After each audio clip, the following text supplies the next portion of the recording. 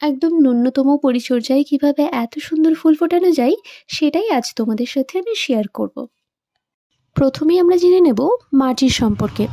মাটিটা হতে হবে দোআঁশ বা বেলে মাটি, যাতে জল নিষ্কাশন ব্যবস্থাটা খুব ভালো হয়। আর তার সাথে যখন আমরা গাছ লাগাবো তখন মাটির সাথে কিছুটা পরিমাণ গোবর সার বা পাতা পচা সার মিশিয়ে আমরা গাছটিকে লাগাবো।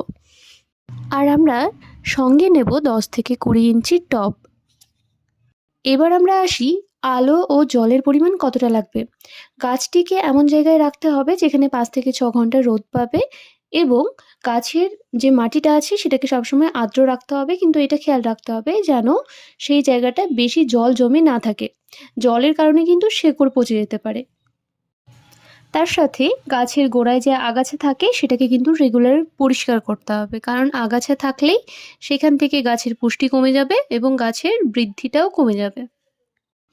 চারা লাগানোর ঠিক 1 মাস পরে গাছটিকে প্রুনিং করতে হবে বা হালকা একটুখানি ছাঁটাই করে দিতে হবে। এতে করে গাছ আরও বেশি ঝোপালো হয় এবং পরবর্তীকালে আরও বেশি ফুল দেয়। আর যেটা মোস্ট ইম্পর্টেন্ট সেটা হচ্ছে নিয়মিত ফাঙ্গিসাইড দিতে হবে 15 দিন বা 1 মাস পর পর, আর তার সাথে মাঝে মাঝে সার দিতে হবে গাছে।